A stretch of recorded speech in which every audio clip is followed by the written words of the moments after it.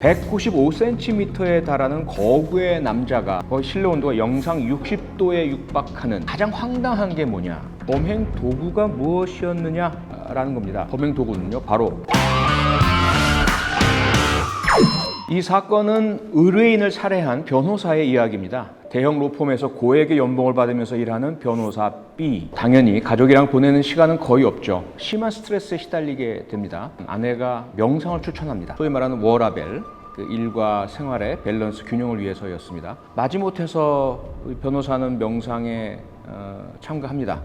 그런데 점점 명상에 빠져들게 되죠. 12주간 명상 상담을 마친 B는 아주 기다리고 고대하던 가장 사랑하는 딸과 둘이서 첫 여행을 떠나게 됩니다. 여행을 출발하려는 그 순간 갑자기 전화가 걸려오죠. 전화에서 나온 이야기는 아이스크림 먹으러 가자 라는 굵직한 남성의 목소리였습니다. 아이스크림, 암호죠. 아이스크림을 먹자라는 이야기는 당장 만나야 한다라는 의뢰인과의 그 약속된 암호였습니다. 일상적인 변호사의 의뢰인이 이렇게 암호로 이야기하진 않죠. 왜 이렇게 얘기를 했을까요? 이 변호사가 변호하는 사람은 거대 범죄 조직의 보스, D. 늘 이런 식으로 갑자기 호출이 이루어지면 그대로 불려나가서 뒤치다꺼리 하는 게 B의 역할이었고, 그것이 엄청난 스트레스를 야기했었던 것이죠. 딸과 여행을 떠난 그 순간조차도 범죄 조직 보스 의뢰인의 뒤치다꺼리를 했어야 하는 B. 우여곡절 끝에 같이 떠나게 됩니다. 그런데 이 범죄 조직의 보스는 트렁크에 타고 가게 되죠. 이 범죄 조직의 보스 D를 아주 뜨거운 태양 아래 거의 실내 온도가 영상 60도에 육박하는 펄펄 끓는 트렁크 안에 36시간을 가둬서 결국은 살해하게 됩니다. 이 사건에서 가장 황당한 게 뭐냐 하면 범행 도구가 무엇이었느냐라는 겁니다. 범행 도구는요, 바로 명상이었다는 것입니다. 이 사건은 독특하게도 살인 방법보다도요, 살인을 한 이후에 시체를 처리하는 과정이 아주 극악무도했다고 볼 수 있습니다. 195cm에 달하는 거구의 남자가 좁고 뜨거운 트렁크 안에 갇혀서 36시간이 지납니다. 트렁크 문을 열었을 때는 이미 생물학적으로 그리고 의학적으로 부패가 시작되었을 때죠. 트렁크 안은 엉망진창이었습니다. 배설물, 토사물 등 여러 이물질로 뒤범벅이 된 상태였고요. 그 거구의 남자, 그 시신을 어떻게 처리할 것인가? 이것이 고민입니다. 우선 피해자의 신체를 톱으로 24개 조각으로 토막냅니다. 그 토막난 시신의 일부들을 분쇄기에 넣어서 갈아서 호수에 버리죠. 시체의 흔적조차 없애서 완전 범죄를 꿈꾸는 거였죠. 네, 실제로 있었습니다. 2005년 2월 호주 멜버른시에서요, 49살의 조 콜프라는 남자, 유부남이죠. 그리고 그의 불륜의 연인, 38살의 타냐 헐만. 이 두 연인이 조 콜프의 부인인 마리아를 살해하기로 공모를 합니다. 그런데 사람을 죽여본 적이 없다 보니까 살해 방법이라든지 뒤처리에 대해서 많은 고민을 하게 되고요. 트렁크 안에 넣어서 부작위 아무것도 하지 않은 채 한적한 길가에 차를 방치하게 됩니다. 실종되지 4일 만에 트렁크 안에 갇혀 있었던 마리아가 발견이 됩니다. 발견된 마리아가 사망하진 않은 상태였습니다. 하지만 혼수 상태에 빠져 있었고 거의 빈사 직전이었고요. 심폐소생술과 생명 유지 장치를 달아서 연명 치료를 했지만 결국은 6개월이 지난 8월에 사망하게 되죠. 이 두 명의 용의자는 결국 경찰의 범행을 자백하게 되고요. 법원에서는 살인 미수로 유죄 판결을 내리게 됩니다. 조 콜프는 부인의 장례식 날 결국 죄책감을 견디다 못해서 극단적인 선택, 자살을 하는 비극적 사건으로 마무리가 되었습니다. 거의 똑 닮은 사건이 실제로 있었습니다. 미국 코네티컷주에 발생한 최초의 시신 없는 살인 사건으로 알려진 소위 우드 치퍼 머더, 우리말로 하자면 톱밥 분쇄기 살인 사건이라고 아주 악명 높은 사건이었는데요. 1986년 11월 추운 초겨울날 발생합니다. 그 남편 리처드 크래프츠가요, 자신에게 이혼을 요구하던 아내 헬렌 닐슨을 살해합니다. 아내 헬렌 닐슨은 항공기 승무원이었고요. 남편은 조종사였습니다. 그 부인이 이 비행을 하러 간 사이에 바람을 피우는 이런 일들이 있었고요. 이 사실을 알아낸 부인이 이혼을 요구하자 이혼 그 자체보다는 이혼 때문에 위자료를 줘야 하고 또 자신이 잘못했기 때문에 경제적으로 상당한 손실을 봐야 할 것을 두려워한 이 남편이 돈 때문에 결국은 아내를 살해했는데 완전 범죄를 기하고 싶었습니다. 잡히고 싶진 않았죠. 그래서 시신이 없으면 완전 범죄가 될 것이다 라고 생각을 하고 그 추운 눈보라 치는 날 톱밥 분쇄기와 트럭을 빌려서 시신을 분쇄기에 갈아서 인근 강으로 날려보내게 됩니다. 1986년 아직까지 과학수사 수준이 많이 발달하지 않았을 때고 시신이 그렇게 조각조각 나서 강으로 들어가 버렸다면 해결되기 어려운 사건이었다라고 다들 보던 그런 시기였습니다. 그런데요, 그 당시에 미국 코네티컷주 과학수사연구소에는 헨리 리 박사라는 세계적인 법과학자가 있었습니다. 이 헨리 리 박사가 과학수사팀을 이끌고 그 추운 날 인근에 강과 강둑 그리고 숲 이 모든 곳에 대해서 철저하게 조사를 개시해 나갔고요. 그 수색과 조사 끝에 뼈 조각 일부, 손가락, 반지 그리고 피해자 헬레의 이름이 새겨져 있는 옷의 라벨 일부 이런 것들을 발견하게 됩니다. 비록 시신은 발견되지 않았지만 이 조각난 신체 일부들이 시신의 일부라는 것이 입증이 되었고 그래서 법정에는 살인죄로 결국 기소가 되었습니다. 네, 범인 B 기본적으로 아주 유능한 형사 전문 변호사입니다. 42살에 아내와 딸을 둔 가장이고요. 다른 문제는 아무것도 없습니다. 그가 이렇게 이야기를 합니다. 나는 남북한 사람이 아닙니다. 42살에 첫 살인을 저지르게 되었고요. 그런데 내 직업적으로 봤을 때는 이 살인이 42살에 처음 했다는 것이 너무 늦은 감이 있지 않나라는 생각이 들죠. 그 이후에 나는 6번의 살인을 더 해냅니다. 글쎄 우리가 과연 이해하기가 좀 어렵죠. 일반적으로 변호사라든지 성공한 사람들은 자신이 그 일군 모든 것들을 다 한순간에 잃어버릴 우려가 있기 때문에 웬만하면 살인은커녕 범죄를 저지르지 않으려고 노력을 합니다. 그런데 이 사건의 범인 변호사 B는 일단 다른 모든 면은 다른 사람과 특별히 달라 보이진 않아요. 그리고 직업적으로 봤을 때 늦은 감이 있다라는 이야기, 그 안에 좀 여러 가지가 담겨 있어요. 매일매일 그들이 보는 세상은 일반인들이 보는 세상과 달라요. 범죄의 세상입니다. 그 중에는 잡혀 들어온 범죄자도 있지만 분명히 범죄를 저질렀으면 명백한데도 증거 불충분이라든지 공소시효가 도가 됐다라든지 이런저런 이유로 법망을 빠져나간 모습도 많이 보죠.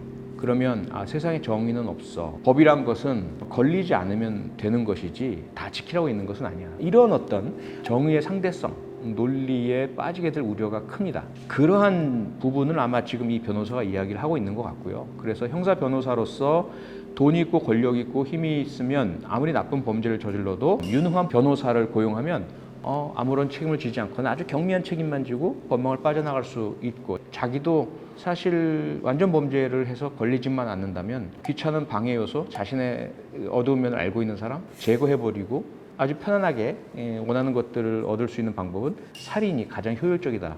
이런 생각을 할 수 있다는 거죠. 그걸 실제로 실행에 옮겼을 때 한 번 실행에 옮겼는데 성공을 하고 그리고 그로 인해서 두 번째는 더 쉽고 세 번째는 더 쉽고 기술은 더 발달할 것이고 경험은 늘어날 것이고 그럼으로써 완전 범죄에 가까워질 수 있는 가능성은 점점 높아가기 때문에 6번까지 계속해서 살인을 할 수 있었다. 만약에 이 범죄자가 흔히 말하는 소시오패스 혹은 사이코패스 같은 죄책감이나 불안함, 두려움 같은 정서를 느끼지 못하는 기질적 특성을 갖고 있다. 그렇다면 그는 굳이 일상생활과 다른 범죄 상황에서의 스트레스에 시달리지 않게 되는 거죠. 또 하나, 그가 사이코패스나 소시오패스가 아니라 하더라도 이 범죄를 합리화할 수 있는, 그래서 두려움이나 불안 같은 정서를 제거하거나 통제할 수 있는 합리화의 논거가 있다면 역시 초범자가 보이는 미숙함이나 혼란함을 겪지 않을 수가 있습니다.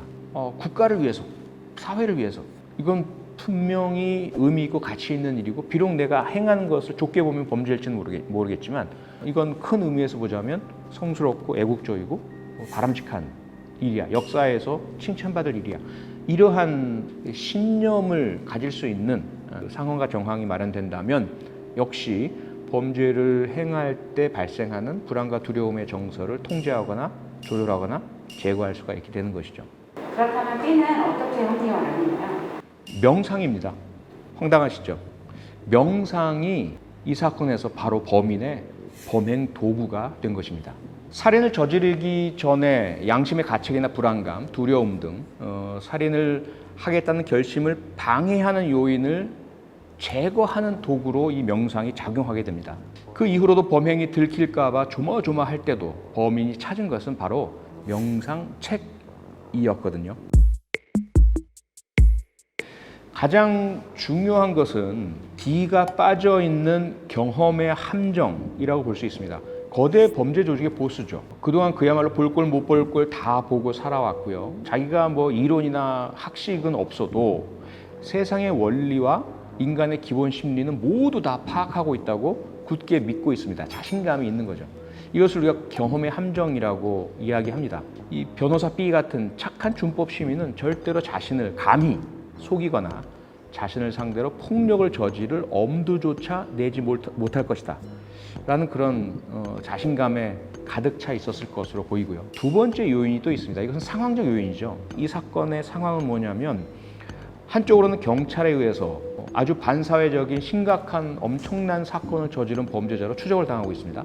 또 다른 한쪽으로는 자신의 라이벌 범죄 조직 두목에 의해서 보복의 대상으로서 추적을 당하고 있습니다. 경찰에 잡히면 평생 감옥에 썩게 되죠. 만약에 라이벌 범죄 조직에 잡히게 되면 생명을 잃게 됩니다. 이런 진퇴양난의 위기, 이러지도 못하고 저러지도 못하는 위기 상황에서 유일한 탈출구로 눈앞에 있는 것은 변호사 B밖에 없어요. 자신이 믿고 있고 믿을 수밖에 없고 늘 믿어왔던 이 상황의 어떤 특수성이 변호사 B를 전적으로 의존하고 맹신할 수밖에 없는 이런 그 심리를 만들어냈습니다. 치밀한 계획적 살인이고요. 고의적인 살인이죠. 다만 그 방식은 부작위라는 찌르거나 때리거나 쏘거나 해서 한 살인이 아니라 아무것도 하지 않음으로써 살인이라는 결과를 얻어내는 그런 특징을 가지고 있긴 하지만 고의적이고 계획적입니다. 우발적이라는 것은요, 상대방을 살해할 의도가 없었어요. 그런데 순간적으로 갑자기 욱하는 마음에 예를 들어 상대방의 자극, 도발 이런 것으로 인해서 주먹을 휘둘렀거나 주변에 있는 무엇인가를 들어서 후려쳤는데 사망한 경우, 이런 경우가 소위 말하는 우발적 살인입니다. 근데 이 경우는 그렇지 않죠. 무수하게 많은 선택적인 상황을 맞닥뜨립니다. 언제든지 트렁크 문을 열 수가 있었어요. 그냥 버튼 하나만 누르면 돼요. 하지만 누르지 않습니다. 36시간이 지날 동안 구조 혹은 트렁크 안에서 벗어나올 수 있도록 해줄 수 있는 그런 기회와 시간 엄청나게 많았습니다. 하지만 그 모든 선택의 순간마다 변호사 B는 버튼을 누르지 않는 것을 선택했습니다. 그래 결과적으로 살인이라는 결과를 만들어냈죠. 철저하게 고의적입니다. 계획적이죠. 다만 트렁크에 들어가는 그 순간 전까지는 없었던 계획이었던 거죠. 이 사건은 독일에서 총 3권까지 출간된 범죄 스릴러 소설 속 내용인데요. 독일에서 곧 영화로도 만들어진다고 하니까 그 인기가 얼마나 대단한지 알 수 있을 것 같습니다. 제가 이 소설 속에서 가장 인상적이었던 장면은 변호사 B가 명상 수업을 받으면서 서서히 변해가는 장면입니다. 저는 개인적으로 변호사 B의 이 심리적인 전환, 평범하고 준법 시민이면서 모범 가장이고 정말로 털끝 하나 누구 해롭게 하지 않을 사람, 범생이 타입의 이 평범한 변호사가 어떻게 살인이란 것을 전혀 가책 없이, 불안 두려움 없이, 더구나 아주 잔혹하고 끔찍한 시신의 훼손에 이르기까지 해내갈 수 있었을까? 추리소설 같은 걸 읽을 때는 저는 좀 이렇게 한 걸음 떨어져서 봅니다. 직업적 특성이 있잖아요. 그래서 인물 속으로 빠져들진 않고 좀 분석하면서 이렇게 보는데, 그러다 보니까 이 소설 속에서도 주인공인 변호사 B를 따라가게 되진 않습니다. 특히 범죄자잖아요. 그럼 저는 본능적인 거부감을 느끼게 되고 이 변호사 B를 수사하는 입장에서 이렇게 쳐다보지 그와 같은 심리 상태가 되진 않거든요. 근데 제가 참 감정이입이 되는 인물이 한 명이 있어요. 그 사람은 어떻게 보자면 레미제라블 속의 자베르 경감 같은 역할이죠. 마찬가지로 많이 등장하진 않습니다. 그런데 어찌 보면 변호사 B의 알터 에고, 그 이면에 있는 준법적인 또는 자기가 선택하지 않은 수사를 행하는 전문가로서의 길, 이것을 걷고 있는 그 강력 반장에게 저는 감정이입이 되고, 기회 채움 그런 게 없애야 될 것 같아요. 완전 범죄는 없다, 절대 없다. 결국엔 변호사 B는 붙잡히게 될 것 같습니다. 대담성이 지나치고 점점 자신감을 느끼면서 범행의 과감성이 더 높아져 가다가 결국은 자기가 놓은 덫에 스스로 빠지게 되는 이런 상황이 되지 않을까라고 조심스럽게 예상을 해봅니다. 저는 이 책장을 펴자마자 밥 먹고 화장실 가는 시간 빼놓고는 책장을 놓을 수가 없었습니다. 한 서너 시간 정도 걸렸을까요? 완전히 한 걸음에 이게 독파를 했던 그런 책이었습니다. 우선 주인공 범죄자이긴 하지만 그의 독백과 자백의 스타일로 쭉 이어져 나갑니다. 그래서 아주 쉽게 몰입이 돼요. 이 책은 또 블랙 코미디적인 그런 요소를 가지고 있죠. 범죄 사건이고 끔찍한데요. 그 안에는 피식피식 어떤 웃음이 새어나오는 그런 블랙 코미디 요소가 많이 담겨져 있습니다. 무엇보다도 범행의 방식이 기발하죠. 흔히 클리셰라고 하잖아요. 그냥 우리가 많이 봤던 익숙한 방식의 어떤 감정적 동요, 동기, 살인의 수단과 방법, 도구 이런 것들이 아니라 정말 이렇게 망치로 꽉 맞은 것 같은 어떻게 이런 상상을 할 수 있었을까라는 그런 기발한 범행 방식. 명상살인 소설은 추천이신가요? 비추천이신가요? 추천!